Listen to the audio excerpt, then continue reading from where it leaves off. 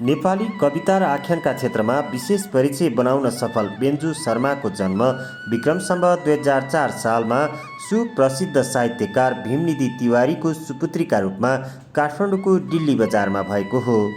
उहाँ बुवाले हार्मोनियम बजाउँदै मिठो स्वरमा गजल गाएको र आमाले तबला बजाएको सुन्दै हुर्कनुभयो। किशोर वयमा पुग्दा नपुग्दै बुबाले गजल गाउँदा सितारामा साथ दिन थाल्नुभयो।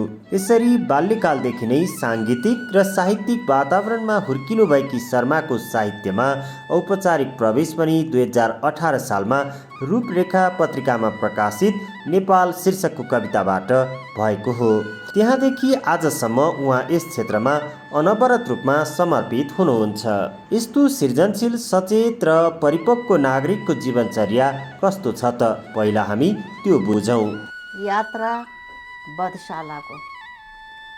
पानीभित्रको मुगा र मोतीमा लालायित मन हातले सोहोर्दा नभ्याएर गोडा र सम्पूर्ण शरीरको शक्तिको उन्मत्त प्रयोग मात्र आफू सर्वशक्तिमान सम्झने मदान्ध सोच, हात हतियारले सुसज्जित जत्थाहरूको भिडले अरूलाई धम्क्याउनु, दच्काउनु, त्रासको अचानक अगाडि राखेर हातमा खुकुरी खुँडा नचाउनु, बमका भण्डार खोलायाम थुपारेर हाँकका शब्दहरू बर्साउनु, अरूको अस्तित्वलाई बोका बनाउनु, लुते भेडो बनाउनु, सोझो गाई सम्झनु, मानव अधिकारलाई बधशालाको मौलोमा बदलिदिनु, बच्चाहरू लोरीमा झुल्ने झोलेङ्गाका आँगनहरू बधशालामा रूपान्तरित गरेर रोपाइँका खेतहरू चिहानमा परिणत गरेर खोलाका बगरमा मान्छे थुपारेर मान्छेको विचारलाई भूतलमा गाड्दा ती बम गोला भएर समयलाई पर्खिरहेछन्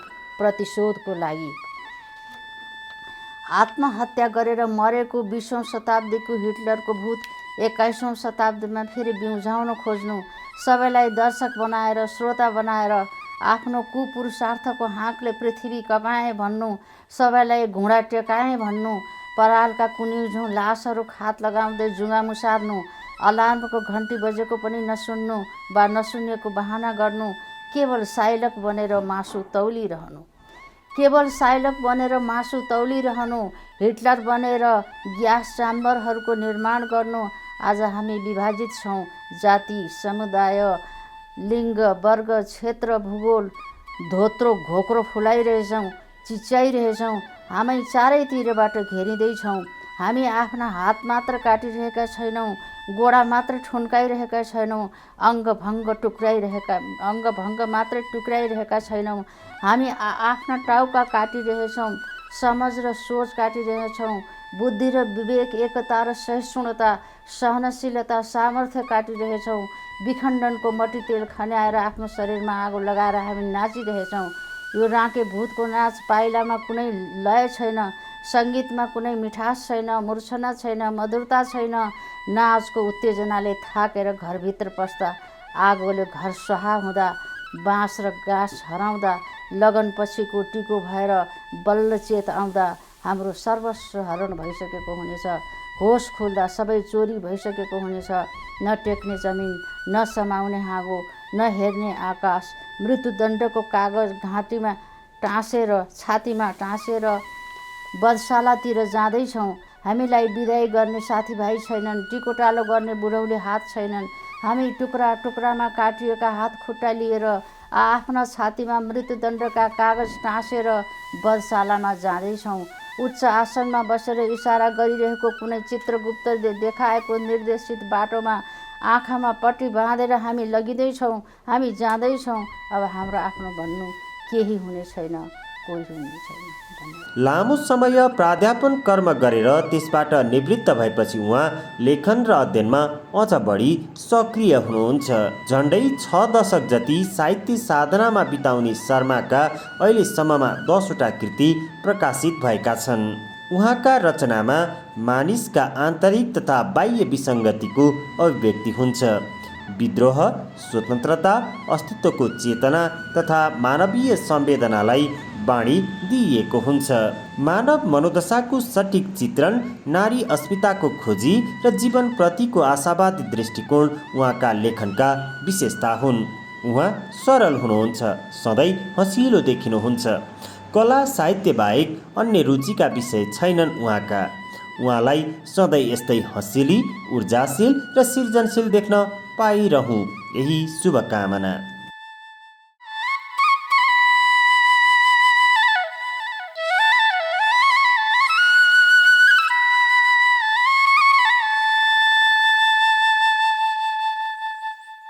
नमस्कार। हरेक पल टेलिभिजनको कार्यक्रम हरेक पल साहित्यमा यहाँहरूलाई स्वागत छ।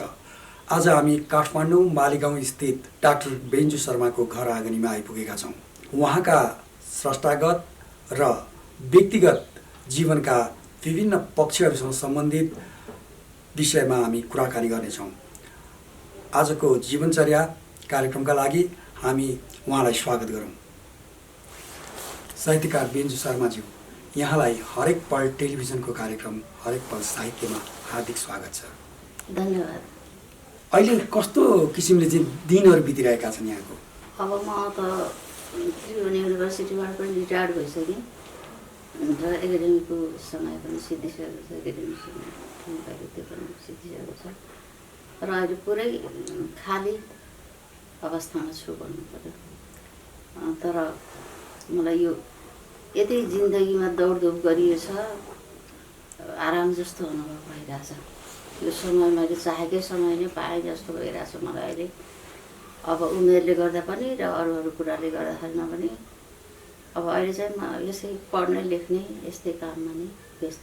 अहिले बिहान कति बजे निन्द्रा खुल्छ? बिहान चाहिँ त म बेलुका अलिक बढी बस्ने खालको मान्छे हुँ, लेख्ने पनि बेलुका नै हो। बिहान चाहिँ म 6 बजेतिर उठ्छु। अनि लेखनको लागि चाहिँ बेलुकाको समय मन पराउनु भयो? अब मलाई चाहिँ के हुन्छ भने काम पोइट हुन्छ नि, त्यो समय आफूलाई कन्सन्ट्रेट गर्नुको लागि सजिलो जस्तो लाग्छ। अनि त्यो कारणले गर्दा जब सबैजना खान्छन् बस्छन् सुत्छन् अनि त्यसपछि शान्त वातावरण हुन्छ, अनि त्यो बेलामा चाहिँ बढी लेख्ने चाहिँ नि त्यस बेलातिर मलाई सजिलो लाग्छ। लेखन बाहेकका रुचिहरू के छन् यहाँका? अब पहिले त म सितार पनि बजाउँथेँ, एउटा सितार पनि त्यहाँ छ। त्यो अहिले त त्यो पनि बजाउँदिनँ। र अरू खासै रुचि भने त्यति पाएसम्म किताबहरू चाहिँ पढ्नु मन लाग्छ। त्यस्तो खासै रुचि भनेर त्यस्तो धुन्दा नै यही नै भन्ने चाहिँ छैन त्यस्तो। यानि कसैलाई गीत सङ्गीत सुन्ने रुचि हुन्छ, कसैलाई हुन्छ। मलाई पनि मिठो मिठो गजलहरू प्रायः जस्तो पायो भने सुन्छु। अहिले फिल्महरू हेर्ने भने चाहिँ मलाई पटक्कै चाख लाग्दैन। के भयो, धेरै वर्ष भइसक्यो, लामो समयदेखि मैले फिल्महरू हेरेकै छैन।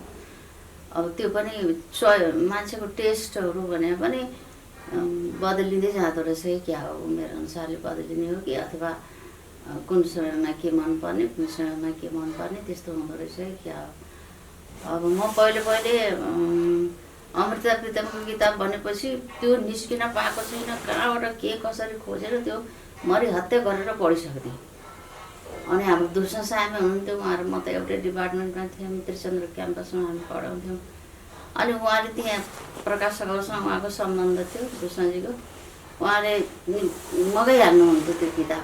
त्यो मगाउन साथ पढ्नलाई चाहिँ मलाई पहिले दिनुपर्छ, किन म पढ्ने त्यस्तो हुरुकै हुने मान्छे। अब अहिले अमृता किताब पढ्यो भने के खल्लो जस्तो, के नपुगे जस्तो, कस्तो लाग्छ फेरि। अब त्यो त्यस्तो हुँदै जाँदो रहेछ, के भयो थाहा छैन। यहाँ त अब यति धेरै अनुभवहरू बटुलिसक्नु भएको मान्छे हुनुहुन्छ। लेखनको सुरुवातै 2018 सालबाट गर्नुभएको हो क्या? 18 सालमा मेरो पहिलो कविता नेपाल भन्ने कविता, जुन मैले त्यहाँ सरस्वती सदनमा पहिले कवि गोष्ठी सरस्वती सदनमा हुने गर्थ्यो कि, अनि त्यहाँ सुनाएको त्यो कविता मैले। म अलिक सानै छँदाखेरि देखि नै त्यो सरस्वती सदनमा गएर कविता सुनेको चाहिँ मलाई याद छ।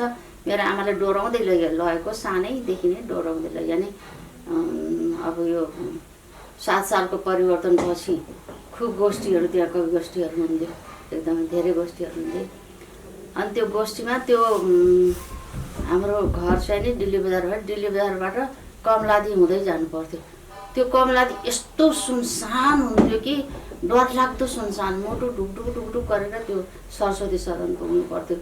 त्यहाँ एउटा अन्धो बस्थ्यो, हाते कुन के भने बस्थ्यो। अनि कोही कोही छैन यो अन्धोको बाख्ना मात्रै गरे अब यो के हो भन्थे, सशङ्कित हुन्थ्यो। दौडिँदै हामी सरस्वती सदन पुग्थ्यौँ। आमाको हात समात्दै म पनि रुवाबासी गरेर केही गरे पनि नछोडेर पुग्थेँ। अनि त्यो बेला कस्तो भनेदेखि फेरि सब लेखकका परिवारहरू नै कविता सुन्न जाने कि समाजिका सब परिवारहरू, श्रीमती भयो, ज्वाला भयो, उहरू छोरीहरू सबजना जाने। हामी एउटा ठाउँै थियो अलग्गै यतापट्टि साइडमा, त्यो लेफ्ट ह्यान्ड साइडपट्टि नै थियो सब लेखकहरूको परिवारहरू बस्ने। त्यहाँ बसेर सुन्थ्यौँ कि हामी। त्यो दिनहरू सम्झन्छु। अनि अहिलेको काठमाडौँ देख्छु म, ओहो पहिलो काठमाडौँ कत्रो परिवर्तन, यो भयङ्कर परिवर्तन भइसक्यो। अब अहिले त्यहाँ कमलादी जानलाई कति ठाउँमा त्यो जाममा बसिकन जानुपर्छ है।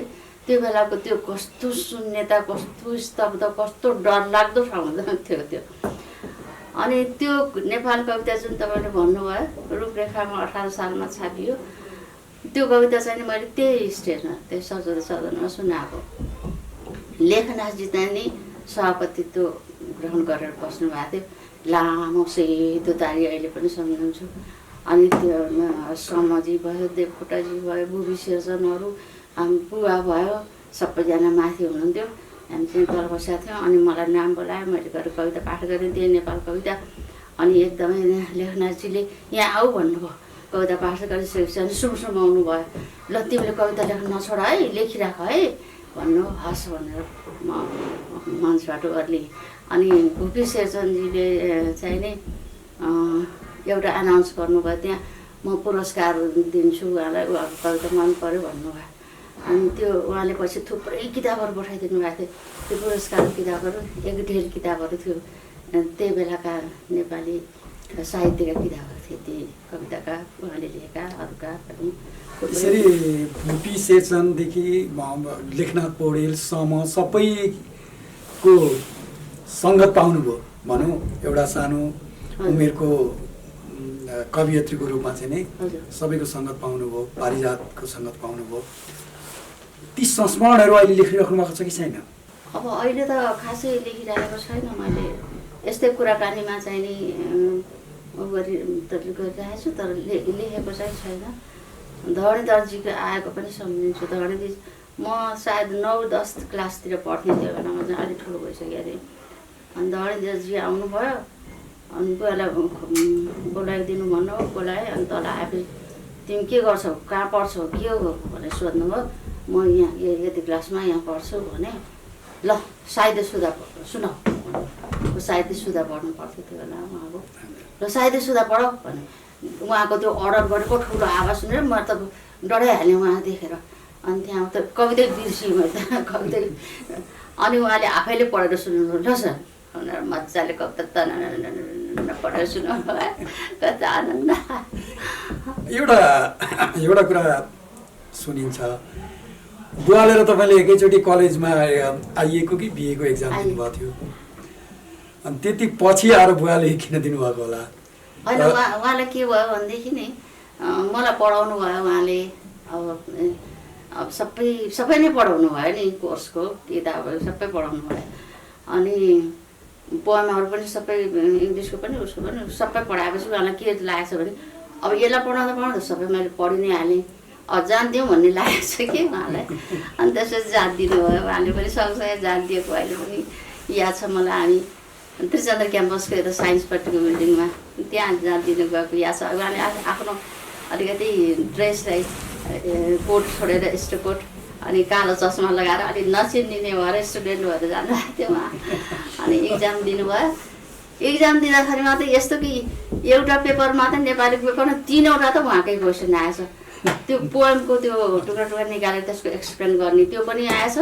अनि फुल क्वेसन पनि उहाँकै के बारेमा आएको थियो। अनि त्यहाँबाट त अब उहाँ इक्जाम दिन बसिराख्नु भएको छ, आफ्नो बारेमा आफैले लेख्नुपर्ने भयो नि त होइन। फेरि त्यति कसो क्वेसन सोधेको छ फेरि उहाँकै बारेमा। अनि पछि अलिकति नम्बर मैले बढी ल्याएको छु, उहाँलाई देख्न अप्ठ्यारो भयो कि के भयो। अनि त्यो पनि ठुलो चर्चाको विषय भयो फेरि, छोरीले बढी नम्बर ल्यायो भनेर भने। यहाँले एकचोटि यो लकडाउनकै समयमा एउटा कविता सुनाउनु भएको थियो जुम कार्यक्रममा। महिलाहरू चाहिँ अहिले पनि लकडाउनमै छन्, हो हिजो पनि लकडाउनमै थिए। महिलाहरूको लागि चाहिँ लकडाउन खासै अनौठो कुरो होइन भन्ने आशयको कविता थियो। किनभनेदेखि मान्छेहरू लकडाउनमा बसेर त्यो लोग्ने मान्छेहरू प्रायः जसो भनौँ न, अब अहिले त सोसाइटी फ्री भइसक्यो। हाम्रो युग त भनौँ न पाउने 100 शताब्दीकै भनौँ त्यो बेलाको कुरा र अहिले त धेरै चेन्ज आइसकेको छ। हामी त लकडाउनमै बिताएका मान्छेहरू हौँ। हामीलाई त पर्मिसनै थिएन, कोही पनि जाने पर्मिसन थिएन। अब एउटा ढोका थियो, बाहिरी ढोका र भित्री त्यो ढोका जस्तो थियो। त्योभन्दा बाहिर जानु पाइँदैन भन्थे, खेल्न पनि पाउँथेन। भित्रै बस, पढ, परिवारसँग बस, रेडियो सुन। रेडियो चाहिँ थियो है, रेडियो चाहिँ नि बुवाले रेडियो ल्याएपछि त टोलभरिकै मान्छे आएर सुन्न आएका त्यो बेला। अब कस्तो होला रेडियो भएको घर भनेपछि ठुलो इज्जत हुने होइन। अनि सबै थोक भयो हुनाले कहीँ पनि जान नपाइने, साथीभाइ घरमा जान पनि जान, स्कुल गयो पढ्यो आयो, स्कुल गयो पढ्यो आयो। अनि त्यस्तो खालको थियो नि, त्यो एकदमै बन्देज थियो नि त लाइफ त। अब म्यारेज गरेपछि त झनै त्यो हाम्रो घर त यस्तो ठाउँ मेरो म्यारेज भयो कि त्यो त धेरै नै अब यो राजाको बोजूहरूको परिवारमा झन् स्ट्रिक्टनेस। उनीहरूको त पाले नै राखेको हुन्थ्यो, बाहिर गेटमा एउटा पाले, भित्री गेटमा एउटा पाले, भित्र ठुलो दरबार गर्दाखेरि मात्र त्यो एक किसिमको सफोकेसन जस्तो फिल हुने कि मलाई चाहिँ। अहिले पनि मेरो कवितामा त्यो स्वतन्त्रताको त्यो भोग जस्तो, प्यास जस्तो त्यस्तो चाहिँ पाउँछु मेरो साहित्यमा।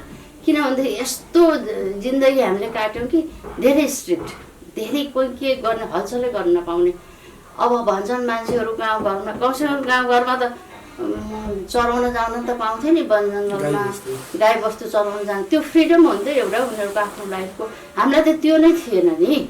हामीले त लकडाउनमै बिताएको हो। हाम्रो कन्टेम्पोरेरीहरूले त लकडाउनमा बिताएको हो नि। अहिले पनि हेर्नुहोस् न, त्यो बुर्का देशमा बुर्का लगाएको मान्छेहरू, सानो मान्छेले भोटिङ गएको थिएन, कति ठाउँमा सङ्घर्ष गरेर लियो। संस्कृति विषय लिएर पढ्नुभयो, पढाउनु पनि भयो, संस्कृति विषय नै कलेजमा पढाउनु भयो। हजुर। यो अहिले यो पछिल्लो समयमा यो जुन जीवनचर्यामा, मानिसको जीवनचर्यामा जुन संस्कृतिमा जुन परिवर्तन आएको छ, त्यसलाई कसरी हेरिराख्नु भएको छ, कसरी मलाई एकदमै पोजिटिभ, एकदम पोजिटिभ हेर। किनभनेदेखि हामीले त लकडाउनकै लाइफ बिताउनु पर्ने, त्यो त अहिलेकाहरूले बिताउनु परेको छैन। कमसेकम आनन्द साथ उनीहरू घुमिआएछन्, फिरेछन्। जनतामा त अहिले त अस्तिसम्म पनि त पढाउँदै थिएँ नि, को एजुकेसनमै पढाउँदै थिएँ, त्रिचन्द्र क्याम्पसमा पढाउँदै थिएँ। त्यहाँ केटाकेटीहरू अब खेलेका छन्, डाक भ्याट हानेका छन्, गरेका छन्। म्याडम यसले मलाई सधैँ भनेको छ, केटाले आएर कम्प्लेन गर्छ, यसले मलाई हरुक्क भनेको कि जहिले पनि आएर मलाई पिटिरहेको थियो, यस्तो गर्छ भनेर भन्ने। अब त्यो पनि आनन्द आउँथ्यो मलाई। हामीले त त्यस्तो पाउँदै पाउने थियो है। कमसेकम अहिले त्यो स्वतन्त्रता छ। उनीहरूलाई बोल्न, खान, हिँड्न, घुम्न, फिर्न सबै कुराको स्वतन्त्रता छ नि। अहिले त समय त ठुलो परिवर्तन भइसकेको, धेरै ठुलो परिवर्तन भइसकेको छ। अहिलेको बौद्धिक विकास त्यत्तिकै भएको छ। मान्छेहरू टाढा, हामी त लाटो जस्तो थियौँ, केही नजान्ने, केही नसुन्ने लाटो जस्तो थियौँ, बाँधेर राखेको गाईबस्तु जस्तो थियौँ। के थियो र हाम्रो जिन्दगी त? अब उनीहरूले देखे, अनुभव गरे, यो गर्नु हुने रहेछ, यो गर्नु नहुने रहेछ, यस्तो रहेछ जिन्दगी, सबै अनुभव बटुल्न सक्यो नि उनीहरूले त होइन। 2062-63 जनआन्दोलनमा यहाँले चाहिँ कर्फ्यू तोडेर कविता सुनाउनु भएको थियो र त्यो कविता सुनाएको भनौँ उपलब्धि पनि भयो, देशमा चाहिँ परिवर्तन पनि आयो। तर अहिलेको यो राजनीतिको यो धुमिल जुन वातावरण छ, त्यो वातावरण देख्दा कस्तो लाग्छ? जुन आशले, जुन उल्लासले, जुन एउटा हौसला लिएर नै एउटा परिवर्तन गर्नैपर्छ, आफ्नै जीवनकालमा नै परिवर्तन गर्नुपर्छ भनेर एकदम डेडिकेटेड भएर लाग्यो नि त होइन। समय दियो, हरेक दिन त्यो रत्नपारमा गएर धर्ना दिन गएको छ। अब यता प्राध्यापक सङ्घबाट हुन्थ्यो, प्राध्यापक सङ्घमा पनि त्यतिकै गएको छ, महिलाको तर्फबाट पनि गएको छ, यता लेखकको तर्फबाट पनि गएको छ। हरेक आन्दोलनमा सरिक भएर भाग लियो। लेखकहरू पनि त्यत्तिकै लागेका छन् होइन, प्राध्यापकहरू पनि त्यत्तिकै लागेका छन्। महिलाहरूको सङ्घहरूबाट महिलाहरू पनि ल्याएको थिए। त्यो ल्याउन भनेर जुन उत्साह गरेर जुन त्यत्रो भनेर परिवर्तन पनि ल्याइयो, चाहे जस्तै परिवर्तन भएको हो, नभएको पनि होइन। तर अहिले आएर चाहिँ नि जुन किसिमको आश थियो त्यो त सबै पानीमा बगेर गयो नि त। कति त्यतिखेर कर्फ्यू तोड्नलाई कर्फ्यू शीर्षकै कविता सुनाउनु भएको थियो। अहिले यो परिस्थितिमा चाहिँ कुनै त्यस्तो कविता लेखिराख्नु भएको छ कि छैन? अहिले पनि लेखिरहेको छु, कविता त लेखिरहेको छु होइन। अहिले चाहिँ नि अब यो परिवर्तनको बाटो भएको जुन उत्साह चाहिँ नि सबै मरेर गयो नि त। अहिले त जो पावरमा आए पनि विचार सिद्धान्त त केही पनि रहन्छ, खालि त्यही पैसा अर्न गर्ने लागि मात्रै जाने रहेछ। जनताको स्थिति त जस्ताको तस्तै छ नि, झन्झन गिर्दो छ भन्नुहोस् न होइन, झन्झन गिर्दो छ। माओवादीको त्यो उसमा त्यत्रा मान्छे मरे, घर घरमा त्यो आमाका स्वास्नीका परिवारका आँसु यिनीहरूले पुछेको छ नि त? छैन नि। खालि पावरमा आएर के गर्ने, देशलाई लुट्ने, त्यही न हो उद्देश्य त। ध्येय त त्यही नै रहेछ नि, सबैको उद्देश्य नै त्यही रहेछ। त्यो देख्दाखेरिमा कस्तो लाग्छ भनेदेखि अरे यति संवेदनशील किन भइएछ जस्तो पनि लाग्छ कहिलेकाहीँदेखि। अलि लेखकहरू त बढी संवेदनशील पनि त हुन्छन् नि। त्यो कारणले गर्दाखेरिमा त हरेक अब परिवर्तन चाहिँ अझै पनि आवश्यक छ, अझै पनि आवश्यक। यस्ताहरूलाई चाहिँ नि सबैलाई छिमलेर फ्याँक्नु पर्ने आवश्यकता छ। र त्यसको लागि चाहिँ जनचेतना नै हो, फेरि पनि जनता नै उठ्नुपर्छ। पहिलाको साहित्यिक वातावरण जुन पारिवारिक कविता सुन्न जाने अनि एक किसिमले अग्रजहरूलाई जुन सम्मान गर्ने र सानुलाई पनि प्रेरणा दिने जुन चलन थियो, त्यो चलन र अहिलेको साहित्यिक यो चलनमा के फरक देख्नुहुन्छ? अब अहिले चाहिँ के छ भनेदेखि लेखन चाहिँ नि निकै राम्रो सशक्त हुँदै गएको छ। त्यो चाहिँ साह्रै खुसी लाग्छ कि किनभने एउटा फाउन्डेसन निर्माण भइसक्यो। अब त्यो फाउन्डेसनमा त जग निर्माण भएपछि त ऊ घर उठाउनु त त्यति गाह्रो पनि हुँदैन नि त। त्यस कारणले त्यो कारणले पनि होला अहिलेको लेखन निकै सशक्त राम्रो छ। तर केही लेखकहरू, सबै त म भन्दिनँ, तर केही लेखकहरू चाहिँ नि यो कुरा लेखक गरी थोत्रै यिनीहरूसँग सम्पर्क नगरे पनि हुन्छ भने जस्तो त्यस्तो किसिमका फिलिङ भएका लेखकहरू पनि छन् कि अब पुरानासँग कुरा गर्नै नजाने, वास्तै नगर्ने, अब हाम्रो लेखन यिनीहरूको भन्दा कति उच्च लेखन छ, केही लेख्छन् र भने जस्तो त्यस्तो खालका फिलिङ गर्ने लेखकहरू पनि केही थोरै मात्रामा मात्रै छन्, सबै छैन। तपाईँहरू जस्ता अब हामीसँग आएर तपाईँ जस्तो हेलमेल गर्ने ऊ गर्ने पनि त छन् नि, छन् त, सबै खालका छन् नि। तर त्यस्तो चाहिँ नहुनुपर्ने जस्तो लाग्छ। लेखक भनेपछि त अब चाहे अब हामी पनि अहिले उनीहरू पनि त एक दिन पुरानो त भइहाल्छ नि, फेरि अर्को नयाँ युग आउँछ, नयाँ लेखनको परिवर्तन आउँछ, सबै आउँछ नि होइन। तर जे होस् आशाप्रद छ, राम्रो लाग्छ, खुसी लाग्छ सबै। तपाईँहरू कतिजना तपाईँहरू जस्तो हामीलाई सम्झिनुहुन्छ नि, जस्तो तपाईँले सम्झेर आउनुभयो होइन। अब त्यस्तो पनि त छन् नि त, पुरानोसँग कन्ट्याक्टै नगरेर बस्ने त छैन नि त, कति त राम्रै रेस्पेक्ट गरेर बस्नेहरू पनि त छ। यहाँले एउटा उपन्यास पनि लेख्नुभयो, संयुक्त उपन्यास। संयुक्त उपन्यास लेख्दाखेरि एउटा जोखिम पनि हुन्छ। अब बेग्ला बेग्लै खालको स्वभावहरू, अब त्यो विषयलाई पनि एक ठाउँमा मिलाएर लेख्नुपर्ने, त्यो शैली मिलाउने कुराहरू पनि धेरै जोखिमका कुराहरू पनि हुन्छन् र त्यस्तो रमाइलो पनि कुरा हुन्छ त्यसको। त्यस्तो अप्ठ्यारो के परेको अनुभव गर्नुभएको थियो त्यो लेखनमा?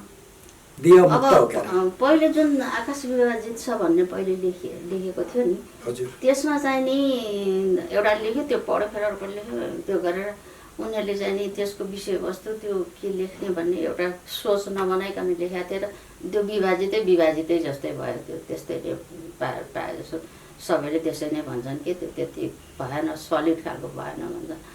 अब हामीले लेख्दा चाहिँ त्यो अनुभव त हामीले देखाएको थियौँ हामीले।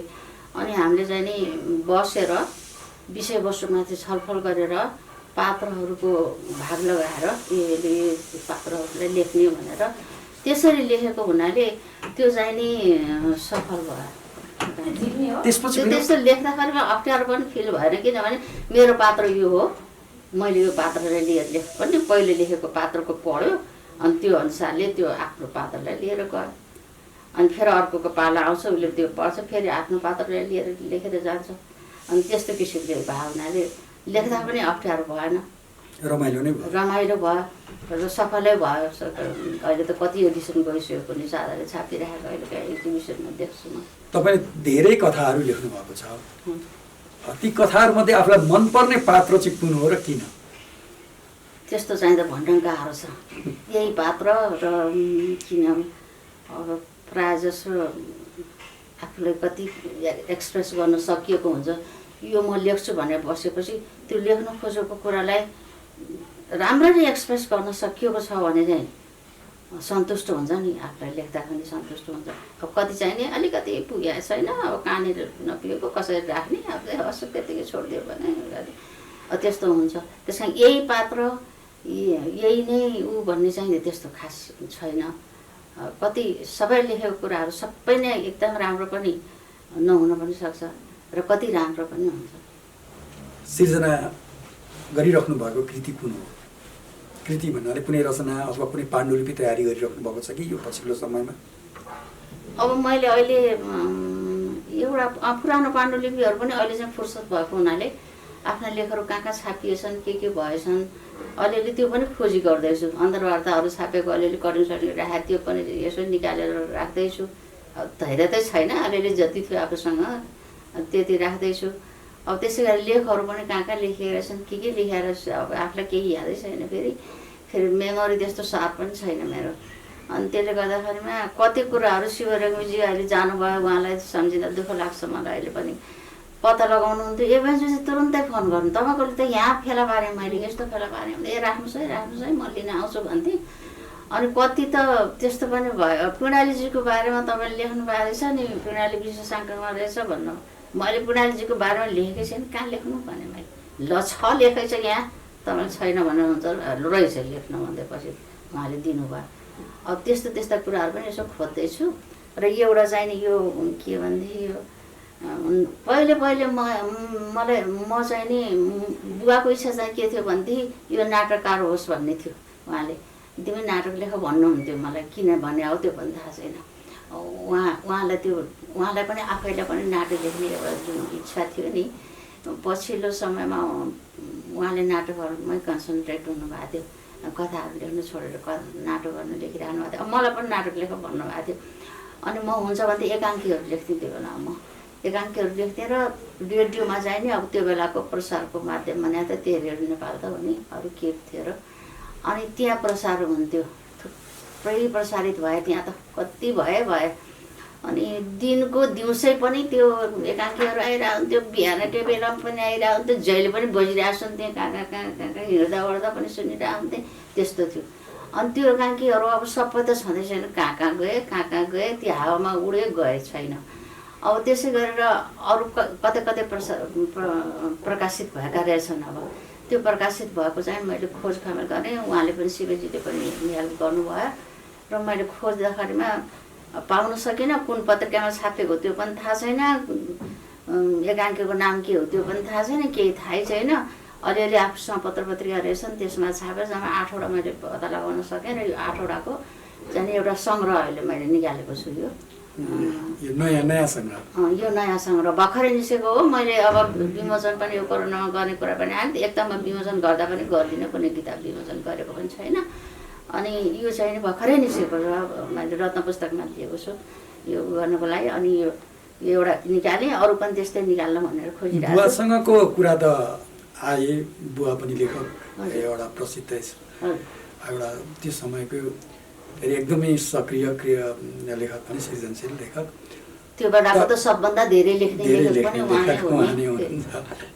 जेठोदेखि लिएर 10वटा कथा सङ्ग्रह, जेठो माइलो साइलो। अहिले त्यसको हामीले सबै समग्र एउटा निकाल्न लगाइरहेको, सबै तयारी भइसकेको छ। त्यो साहित्य समितिको सचिव छु नि त म। त्यो सचिवको हैसियत त्यहाँको जिम्मेवारी धेरै छ मलाई। त मेरो लेखनमा भन्दा पनि त्यता समय दिएर बढी दिनुपर्छ। हजुरको बहिनी मन्जु काजुली पनि लेखनमा सक्रिय हुनुहुन्छ। यसरी दिदी बहिनी नै लेखनमा सक्रिय हुँदा प्रतिस्पर्धाको भाव पहिला कतिको आउँथ्यो, अहिले कतिको आउँछ? खै त्यो प्रतिस्पर्धा चाहिँ भएन हामीहरूको। उनले पनि आफ्नो किसिमले लेख्दै गइन्, मैले पनि आफ्नो किसिमले लेख्दै गएँ। त्यस्तो प्रतिस्पर्धा चाहिँ नि को फिलिङ चाहिँ भयो, एउटाले अर्कोलाई जितौँ भन्ने भाव चाहिँ भयो, त्यस्तो चाहिँ भएन। उसले देख्दा उसो लेखेको देख्दा मलाई खुसी नै लाग्छ, राम्रो यस्तो राम्रो रहेछ भनेर खुसी नै लाग्छ। र त्यस्तो उछिन्ने भावना चाहिँ भएन। काने टोपी लाएर कविता सुनाउन जानुहुन्थ्यो भन्ने सुनिन्छ। आफैले सिएको फ्रक लगाएर कविता सुनाउन जानुभएको थियो भन्ने सुनिन्छ। त्यो अलिकति त्यो रमाइलो प्रसङ्ग सुनाइदिनुहोस्। अब के थियो भने हामी अब सानोदेखि नै अलिअलि लेख्न जान्ने भएदेखि नै कविताहरू लेख्न सुरु गऱ्यौँ, किनभने घरको वातावरणले गर्दाखेरिमा। अब फेरि बुवाको के बानी थियो भनेदेखि लेखिसकेपछि अब हामी अलिक ठुलो भइसकेपछि चाहिँ सानो बेलामा त के बुझ्थ्यौँ होला र हामीलाई सुनाउने कुरा पनि भएन। अलि एसएलसी पास गरिसकेपछि अलिकति एसएलसीतिर पढ्दाखेरिमा त्यो बेलामा चाहिँ उहाँले के गर्नुहुन्थ्यो, कविता आफूले लेखिसकेपछि अब राति बिहान कुन बेला लेख्नुहुन्थ्यो, ल मैले नयाँ लेखेको कविता छु र आऊ सुनाउनु भने हामी गएर जान्थ्यौँ। अनि त्यो कविता सुनाउनुहुन्थ्यो कि उहाँले। अनि त्यो कविता त सुनिराख्न पाइने भयो सधैँ नै जस्तै नै है, वातावरण त राख्दै वातावरण थियो। त त्योभन्दा पहिले नै भर्खर सानो अलिअलि लेख्न जाँदाखेरि नै यो सरस्वती पूजाको दिन चाहिँ नि हाम्रो तिवारी टोल भन्थ्यो त्यो बेलामा होइन। तिवारीहरूको ठुलो टोल थियो त्यहाँ। तिवारी टोल भनेपछि जहाँबाट पनि पत्र आइपुग्थ्यो, जहाँबाट पठाए पनि काठमाडौँ तिवारी टोल भन्दैपछि आइपुग्थ्यो। त्यस्तो तिवारीको ठुलो टोल थियो। त्यहाँ कवि गोष्ठी गर्थे त्यहाँ। अनि कवि गोष्ठी गरेपछि हामी सब केटाकेटी भन्डा मुन्टुङ सबजना गएर त्यहाँ कविता पाठ गर्न जान्थ्यौँ। अनि कान टोपी लगाएर राखेको हुन्थ्यो, कान टोपी फुकाल्नै दिन्थेन। जाडोको बेला हुन्थ्यो, अहिले कस्तो जाडो हो र त्यो बेलाको जाडो धेरै कडा जाडो हुन्थ्यो नि त फेरि। अनि कान टोपी फुकाउन दिन्थेनन्। अब त्यो लाज मानिकन गएर मञ्चमा गएर सट्ट कविता कान टोपी लगाएर पाठ गरेर कविता हिँडिन्थ्यो कि। अनि त्यही चर्चा होला त्यो उ भएको। अनि त्यसै गरेर यो जुन मैले लेखनाथजीको सभापतित्वमा भएको कवि गोष्ठी सरस्वती सदनको कुरा गरेको थिएँ नि, त्यो बेलामा चाहिँ मैले आफैले एउटा फ्रक सिलाएको थिएँ, कलेजी रङको अहिले पनि सम्झिन्छु। अनि तल सबै त्यो बुट्टा सेतो उहरू हालेर अनि त्यो स्कर्ट लगाएर कविता पाठ गर्न गएको, त्यो पनि म सम्झन्छु। त्यही चर्चा होला।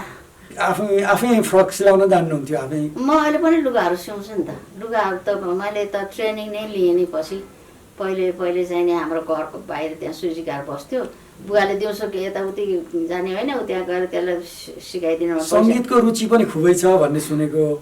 आजकल त्यो रुचि त्यति छैन आजकल चाहिँ नि। पहिले चाहिँ त अब बुवाको हार्मोनियम अहिले पनि छ।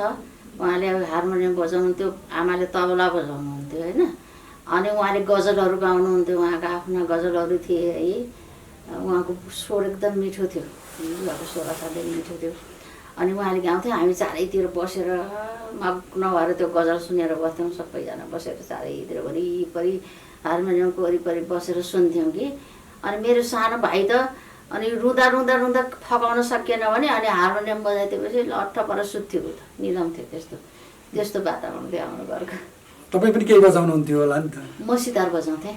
सितार म त सितार पहिलेसम्म पनि बजाउँथेँ। सितार पनि अहिले पनि छ सितार। अहिले चाहिँ अहिले बजाउनु मन लाग्यो? अहिले बजाइसकेँ, छोडिसकेँ। पहिलाका रुचिहरू जे थिए त्यो धेरै नै परिवर्तन भयो। अब परिवर्तन समयले परिवर्तन गर्दै लान्छ। पहिलेको जस्तो व्यस्तता पनि हुँदैन थियो नि त पहिले त होइन। पहिलेको सबै कुराहरू थोरै सानो थियो। अब काठमाडौँ कस्तो थियो, हामीले जन्मिँदाको काठमाडौँ अहिले काठमाडौँको रूपै कस्तो भइसक्यो, एउटा भयङ्कर ठुलो परिवर्तन आइसकेको छ नि त होइन। अनि त्यसले गर्दाखेरिमा अब हाम्रो जीवनमा पनि त परिवर्तनहरू आउने कुरा त भइहाल्यो नि। त्यो बेलाका लेखकहरूको चाहिँ नि बानी प्रायः कस्तो देख्नुहुन्थ्यो? त्यो अहिलेका लेखकहरूभन्दा त्यो बेलाका लेखकको आनी बानीमा अन्तर के पाउनुहुन्छ अहिले? त्यो बेलामा चाहिँ नि अब विषयहरू पनि थोरै भएर होला, अरू केही जहाँ लेख्थे नि लेखकहरू थियो त्यो होल आफ्नो समय डेडिकेटेड भएर त्यसमा समर्पित भएर लेख्ने त्यही किसिमको थियो कि। अब मेरो बुवा पनि बिहान सबैले उठ्नुहुन्थ्यो, त्यो चराहरू बोलेको बेलामा उठिसक्नुहुन्थ्यो र त्यस बेलादेखि बसेर लेख्न थाल्ने, त्यस्तो खालको थियो। ओछ्यानमा तल लेख्ने कोठा थियो, त्यहाँ बिहान चाहिँ ओछ्यानमा बसेर लेख्नुहुन्थ्यो, तल बसेर लेख्नुहुन्थ्यो। अरू समयमा चाहिँ तल बसेर लेख्नुहुन्थ्यो। यस्तो खालको एउटा डेडिकेसन जुन थियो त्यो चाहिँ हराउँदै गयो अहिलेको लेखकहरूमा। त्यो सहयोगी अहिले त विभिन्न क्षेत्रहरू छन् नि त, यता छ उता छ, अनेक एनजिओ छन् के छन्, दुनियाँ छन् नि त अहिले त। त्यसले गर्दाखेरि मान्छेको ध्यानहरू त कहाँ डाइभर्ट भइरहेछ। समय त्यस्तो डेडिकेसन छैन नि अहिलेको लेखकहरूमा। आफ्नो लेखनप्रति समर्पित भएर त्यस्तो लागि परेर लेख्ने त्यति छैन कि। त्यो परिवर्तन समयको यो यसलाई विकास भन्ने कि यसलाई के भन्ने, राम्रो मान्ने कि यसरी मान्छे? अब के छ भनेदेखि मान्छेले जुन आफ्नो क्षेत्र हो त्यसमा डेडिकेसन भएको नै राम्रो लाग्छ मलाई त। तितर भएर यताउति छरिएको भन्दा एउटा लेखकको लागि लेखनकै लागि वातावरण हुनु जरुरी छ। कहिलेकाहीँ मलाई लाग्छ मैले राजनीतिक यताउति दौडधुपमा पनि धेरै समय बिताएको छु। व्यर्थ गएछ, त्यो खेर गयो जस्तो लाग्छ कि बेकारमा। आफ्नो जे क्षेत्र हो त्यसमै कन्सन्ट्रेट हुनुपर्ने रहेछ। हुन त त्यो पनि क्षेत्र हो, अब त भएर के गर्नु अब। यदि अहिले तपाईँ फेरि त्यही काने टोपी लगाएर जतिखेर कविता सुनाउन जानुहुन्थ्यो, आफैले सिएको फ्रक लगाएर जानुहुन्थ्यो, त्यही उमेरमा तपाईँ पुग्नुभयो भने तपाईँ साहित्यमै लाग्ने रुचि राख्नुहुन्थ्यो अथवा अर्को? म साहित्यमा लाग्थेँ होला। अर्कोतिर जानु? अर्कोतिर खै केमा लाग्नु र अरू पनि। अब पढाइतिर त पढाउनु त जिन्दगीभरि नै। कसैलाई के लाग्छ भने म त लेखनमा लागिहाल्यो, बरु अर्कोतिर लागेको भए राम्रो हुन्थ्यो भन्ने। अर्को पनि कुन क्षेत्र छ र? खै त्यस्तो खासै केही क्षेत्र छैन नि त। उता नेपालीजीले तपाईँले पेन्टिङ गर्नुपर्छ, आउनुहोस् म पेन्टिङ सिकाउँछु, म पेन्टिङ सिकाउँछु। यहीँ बाहिर मेरो उहाँको यो बाल मन्दिर त त्यहीँ बाहिर छ नि त। अनि उहाँको त्यहीँ नै थियो नि त, लाउनु कहिलेकाहीँ। अनि यो मेरो त्यो जुन पेन्टिङ छ मेरो वालमा राखिसकेको, त्यो पेन्टिङ बनाउँदा पनि बेन्जु तपाईँलाई म पेन्टिङ सिकाउँछु। अन्त मैले भने म धेरै फिल्डमा अब त्यो तितर नहुँ। अब हुन त म पहिले सानो केटाकेटीसँग त मैले धेरै राम्रो पेन्टिङ गर्थेँ। मेरो आमा त झन् कलाकार नै हो। उहाँले गरेको पनि देखिरहेको, र म आफू पनि बुवाले ल्याइदिनुहुन्थ्यो त्यो पेन्टिङका किताबहरू उसलाई ल्याइदिएको, मेरो मदरलाई ल्याइदिएको कलरहरू विभिन्न त्यो अयल पेन्टहरू, वाटर पेन्ट के थुप्रो लिएर केटाकेटी देखेँ। त्यो गर्ने बानी त थियो मलाई, र म राम्रो पनि गर्थेँ, पेन्टिङ राम्रै गर्थेँ। अनि पछि मैले भने म नगर्नु, यो धेरै फेरि नसक्नु, अब यो उमेर आएर के पेन्टिङ गर्नु, अब छाडिदिन्छु भने मैले गरिनँ। हस् त, यो मिठो रमाइलो कुराकानीको लागि यहाँलाई हरेक पल टेलिभिजनको तर्फबाट हार्दिक धन्यवाद ज्ञापन गर्दछु। यहाँको सुस्वास्थ्यको कामना गर्दछु र निरन्तर सृजनशीलता अघि बढिरहोस् त्यसको पनि कामना गर्दछु। म पनि यो हरेक पल कार्यक्रममा कहिले फेसबुकमा हेर्छु पनि, तपाईँहरूले जुन राख्नुहुन्छ त्यो हेर्छु पनि। र कमसेकम अहिले यो कोरोनाको बेलामा हामी ग्यादर गर्न नसक्ने, एकले अर्कालाई भेट्न नसक्ने, लेखकहरू पनि तितर भयो जस्तो, कता हराए जस्तो, साथीभाइहरूसँग भेटघाट गर्न नपाउँदा पनि कस्तो हुँदो रहेछ कि मन नि। भेटघाट पनि हुँदैन। कहिलेकाहीँ अस्ति विष्णु बिजुली फोन गरेर के गर्ने कसैसँग भेटघाट छैन, कुनै गोष्ठी छैन, कार्यक्रम छैन। यो हरेक पलले चाहिँ यो कमसेकम भेटघाट गर्ने एउटा थलोको निर्माण चाहिँ नै गरिदिएको छ कि त्यहाँ बसेर यसो हेर्दाखेरिमा लेखकहरूसँग भेटघाट भयो जस्तै लाग्छ नि त। अनि यसो कुराकानी भयो जस्तो लाग्छ। र त्यसको लागि अहिलेको यो बेलामा चाहिँ नि निकै ठुलो राम्रो भूमिका खेले जस्तो लाग्यो मलाई हरेक पलले। र तपाईँहरूले जुन मौका आउनुभयो, र त्यति तपाईँहरू पनि व्यस्त मान्छे, अब म त यसै बसिरहेको मान्छे छु, अहिले त खासै केही छैन। र तपाईँहरूले समय खर्च गरेर आउनुभयो, त्यसको लागि धेरै धेरै हार्दिक धन्यवाद छ भाइहरू सबैलाई। आजलाई हरेक पल टेलिभिजनको कार्यक्रम हरेक पल साहित्य यति नै।